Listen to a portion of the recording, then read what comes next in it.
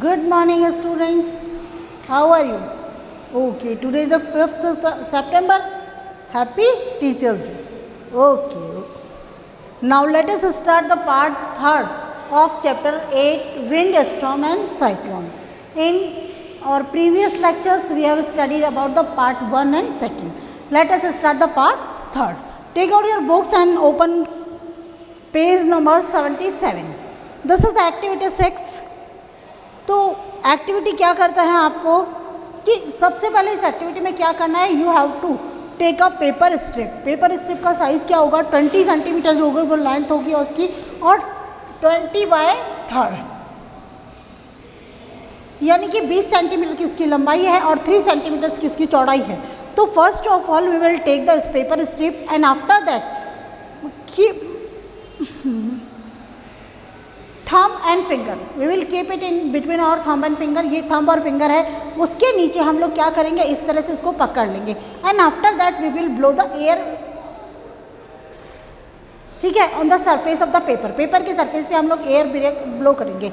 When we blow the air को जब blow करेंगे तो it will create the area of low pressure. Low pressure का area create करता है. और आप देखते हैं कि जब हम यहाँ पर एयर का ब्लो करते हैं तो ये जो ये वाला पोर्शन है पेपर का, इट अपलिफ्ट, ये क्या होता है, ऊपर की तरफ चला जाता है. When you blow air over the surface of the paper strip the fast moving air, आपने फास्ट मूव किया एयर को, तो it create a region of low air pressure above the paper strip. The air pressure below the paper strip being higher.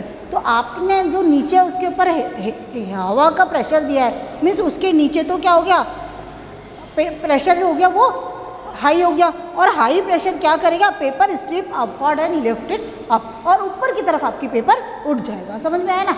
तो जो नीचे का जब आपने पेपर स्ट्रिप के सरफेस के ऊपर एयर ब्लो किया था, then it created low pressure area, region of low air pressure.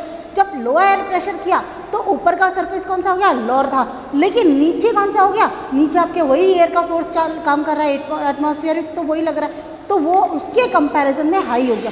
और हाई हो गया तो पेपर ऊपर की तरफ उठ गया. आ गया समझ में. अब नेक्स्ट आपका air moves from the region of high air pressure to the region of low air pressure in the atmosphere. देखिए जब भी कभी एयर का प्रेशर होता है, एयर मूव करती है, तो वो कहाँ से मूव करती है बेटा, वो हमेशा जो होती है वो हाई टू लो, हाई से वो लो एयर प्रेशर की तरफ मूव करती है. ठीक है. When the wind speed is high, देखिए जब बहुत तेज स्पीड होती है, द रूफ्स ऑफ द हट और टिन शीट्स जो होती है रूफ की, वो क्या होती है, off the godowns are blown off. मतलब आप देखिए बहुत तेज हवा चलती है, आंधी तूफान आते हैं, तो जो छत होती है, जो कच्ची छत होती है, वो जनरली ब्लो ऑफ हो जाती है. ऐसा क्यों होता है, मतलब उड़ के चली जाती है छत. तो this is because when the high speed winds blow over the roof, जब छत के ऊपर जो वो रूफ जो के ऊपर जब हाई स्पीड विंड्स ब्लो करती है, the air pressure above the roof is reduced. देखिए स्पीड हवा की अगर ज़्यादा है तो एयर का प्रेशर क्या होता है, कम हो जाते हैं. Thus the higher air pressure below the roof, लेकिन हवा जो रूफ है उसके नीचे की तरफ से जो प्रेशर चल रहा है, एयर का प्रेशर, वो क्या है, हायर है. And that's why roof exert a large force to uplift it up the roof. ये क्या करता है, ये फोर्स क्या करता है, ये इतना जब प्रेशर नीचे से बहुत ज़्यादा हो जाता है तो वो उसको ऊपर की तरफ धक्का देता है, ठीक है ना, फोर्स लगाता है, which can be blown away by the fast winds. और उसी के कारण जो फास्ट मूविंग विंड्स होती है at blown off the roofs of the जो वीक हाउसेस, माने जो कच्चे हाउसेज होती है उनके या टिन शीट्स होती है, उसको ब्लोन ऑफ कर देते हैं. आ गया समझ में आपका. क्योंकि नीचे का एयर प्रेशर जो है वो हाई है in comparison to the above air pressure. आ गया. दूसरा नंबर है wings of an aeroplane are designed in such a way that the air above them moves faster than the air below them. क्या जो aeroplane को design करते हैं, देखिए सेम चीज़ यही आ जाती है आपके पास में कि एरोप्लेन को जो विंग्स होते हैं उसके इस तरह से डिज़ाइन करते हैं that the air above the moves faster than the air below away. जो नीचे की हवा होती है उसके कंपैरिजन में ऊपर का जो एयर का प्रेशर होता है वो हमेशा ज़्यादा रहे, इस तरह से उसको डिज़ाइन किया जाता है. क्योंकि अगर नीचे का ज़्यादा हुआ तो एरोप्लेन की भी जो टॉप है वो उड़ जाएगा. ठीक है. It will be also blow of. तो इसलिए हम लोग इस तरह से उसको तैयार करते हैं, हमारे साइंटिस्ट जो होते हैं, कि उसके नीचे का एयर प्रेशर जो होती है वो कम रहे और ऊपर का एयर प्रेशर ज़्यादा रहे। When the aeroplane run on runway in order to take off, जब वो उतरने के लिए रनवे के ऊपर आता है, the air about the wings move faster, जो विंग्स के ऊपर की जो हवा होती है बहुत तेज चलती है। The air pressure becomes very small as compared to the pressure below, नीचे की तुलना में तो उसका एयर प्रेशर बहुत ज़्यादा हो जाता है। The resultant this resultant upward push और lift makes the plane fly, और उसके कारण क्या होता है, जो द रिजल्टेंट अपवर्ड पुश और लिफ्ट, रिजल्ट क्या होता है, ऊपर की तरफ उसके ऊपर धक्का लगता है, and makes the plane fly, और उसके कारण जो होता है प्लेन फ्लाई करता है। Birds also fly in this same manner, और बर्ड क्या होता है वो भी इसी मैनर के अंदर फ्लाई करते हैं। अब आता है आपका एक एनीमोमीटर, देखिए page number 77, take out your books, page number 77 पे देखिए आप, राइट हैंड साइड में this is the anemometer and this is a wind vane. The wind speed is metered by a instrument and that is known as the anemometer. Wind की जो speed होती है वो हम एक इंस्ट्रूमेंट के द्वारा नापते हैं जिसको हम कहते हैं anemometer. And the speed of wind is measured in the kilometre per our. किस तरह से speed of wind, kilometre per our, उसके अंदर नापी जाती है। विंड स्पीड जो होती है वो एनीमोमीटर से नापी जाती है, और उसके अलावा the direction of the wind, कौन सी डायरेक्शन से आपकी हवा आ रही है उसको हम प्लेस करते हैं, फाउंड करते हैं by using instrument that is known as the wind vane. कौन सा होता है वो, विंड वेन। विंड वेन से आप क्या करते हैं, you will measure the direction of wind. क्या करते हैं आप, डायरेक्शन ऑफ विंड को मेजर करते हैं। तो दो चीज हो गई आपके पास में, one is the anemometer by which you will measure the speed of the wind in kilometre per hour, and other is the wind vane by which you will measure the you will find out the direction of the wind. Atmospheric pressure influence weather, जो atmosphere का pressure होता है वो हमेशा weather के ऊपर प्रभाव डालता है। Hot air rises up, hot air क्या होता है, when hot air rises it creates an area of low pressure. वो क्या क्रिएट करेगी, एक लो प्रेशर का एरिया क्रिएट करेगी।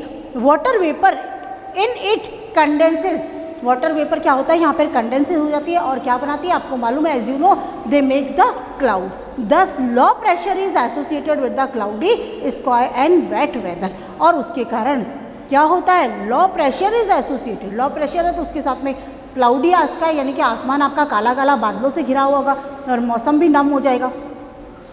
Conversely the cold air sinks, और उसके बाद में क्या होगा, जो कोल्ड एयर ठंडी एयर होती है वो नीचे की तरफ आती है, and create an area of high pressure.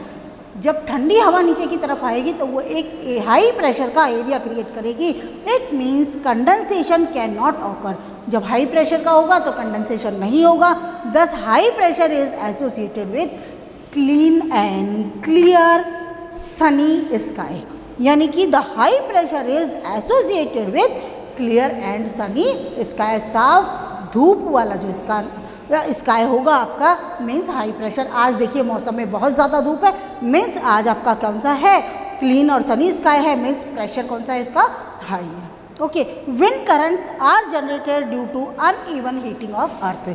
जो विंड करंट्स होती है, जो हवाएं चलती है वो क्यों करती है, due to uneven heating of earth, earth की uneven the area which is near to the equator. देखिए जो भूमध्य सागरीय एरिया, इक्वेटर जहाँ हमको, what is the equator, equator means an imaginary line which divides our earth into two equal parts, that is the equator. तो area near the equator gets sun's heat more in comparison to the area which are far distance away the equator. वो area जो equator से दूर है उनको कम sunlight मिलती है, लेकिन जो इक्वेटर के बिल्कुल पास में बहुत ज़्यादा सनलाइट को वो एक्सेप्ट कर लेते हैं। और उसके अंदर क्या होता है कि देयर आर सेवरल सिचुएशन, जहाँ पर उसके अंदर क्या होता है, जो हॉट एरिया होता है it becomes the near about जो एयर होती है उसको वो गर्म कर देता है, and hot air rises up. क्या होता है कि there are several situation when hot air rises at a place and air pressure at the place at that place get lowered. और वहाँ का क्या होगा, जब हॉट एयर ऊपर उठती है तो कौन सा एरिया होगा, लो एयर प्रेशर का एरिया क्रिएट हो जाएगा। The cold air from the surrounding rushes to fill its place, cold air क्या करेगी, उस जगह को भरने के लिए वो तुरंत नीचे आ जाती है। The setup convection in air also known as the convection current. एक ऐसा सेटअप मतलब जिसके अंदर क्या हुआ, गर्म एयर हवा जो होती है वो ऊपर की तरफ उठती है और and create a low air pressure और to fill that space cold air rushes towards that, जो ठंडी हवाएं होती है वो उसकी तरफ चलती है। In this manner a current setup starts that is known as the conventional current, convection current sorry. The greater the difference in the air pressure faster the air move, यानी कि जितना एयर प्रेशर के अंदर air के pressure में difference होगा, अंतर होगा, उतनी ही तेजी से हवाएं चलेंगी। The difference in the air pressure create in nature is due to uneven heating of the earth. धरती के असमान कारण के कारण, असमान तापमान के कारण जो होता है वो क्रिएट होता है। These wind currents are generated due to unequal heating of the earth in it takes place in two situation. पहला नंबर हो गया uneven heating between the equator and the poles of the earth. दूसरा number हो जाएगा uneven heating of the land and water of the ocean. तो सबसे पहले आ जाता है कि uneven heating of the equator and poles of the earth. तो the region of the earth that is close to the equator receives direct rays of the sun, sun की direct rays मिलती है।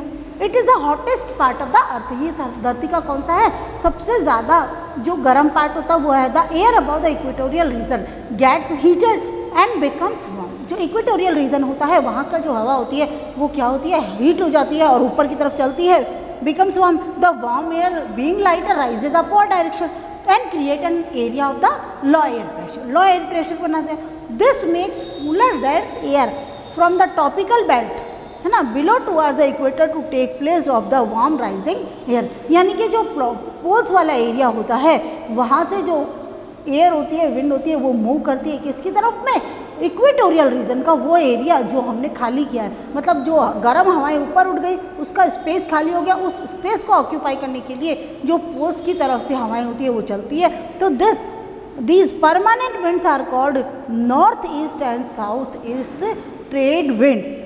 कौन सी, north east and south west trade winds. The hot air that rises from the equator gets cooled and become heavy. जो hot air होती है जो equatorial reason से गर्म हो जाती है वो ऊपर की तरफ जाती है, ठंडी हो जाती है, and becomes heavy. It comes down near the 30 degree north and 30 degree south latitude. This area becomes a high pressure, region of high pressure. क्यों, देखिए यहाँ पर रीजन कौन सा हो गया, हाई प्रेशर हो गया। Here about the wind blows towards the equator and towards poles. यहाँ से हवाएं क्या कहाँ चलती है, equator and below towards the equator and towards pole. These winds blowing towards 60 degree north and 60 degree south latitude are called westerlies. क्या बोलते हैं उसको, वेस्टर्लाइज कहते हैं, जो 60 डिग्री नॉर्थ और 60 डिग्री साउथ लैटिट्यूड की तरफ बहती है। अब अगर क्या कहता है, again the wind air the latitude of the 60 degree on the both of the side of the equator is warmer than the poles. Poles की तुलना में अगर अपन जो इक्वेटर लाइन है उसके 60 डिग्री एंगल के ऊपर चलते हैं, 60 डिग्री लैटिट्यूड पर चलते हैं दोनों साइड, नॉर्थ और साउथ, तो वो ज़्यादा गर्म होंगे इन कंपैरिजन टू अगर हम पोल्स की तरफ देखें कि 60 डिग्री लैटिट्यूड है वहाँ पे, तो वहाँ पर जो पोल्स होगा वो तो बहुत ज़्यादा ठंडा होगा।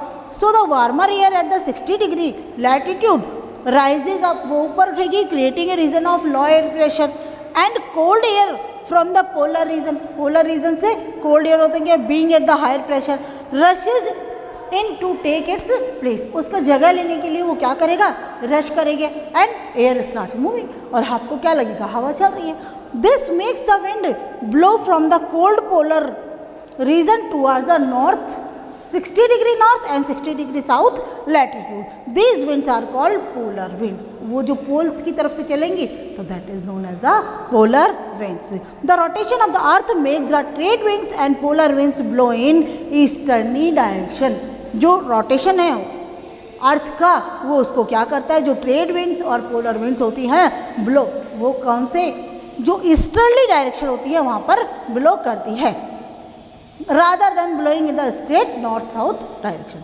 अब a rotation of the earth on its axis causes air to move. धरती अपनी सतह पर अपने एक्सेस के ऊपर मूव करती है और उसके कारण भी हवाएं जो होती है वो चलती है। अगर हमारी धरती जो होता है अपने एक्सिस पे रोटेट नहीं करेगी तो हवाएं नहीं चलेगी। अच्छा, दूसरा नंबर आता है wind creates currents are produced by the uneven heating of the land and water. तो कौन सा हो गया आपका? लैंड और वाटर का। तो land and water we will study tomorrow. Okay, thank you.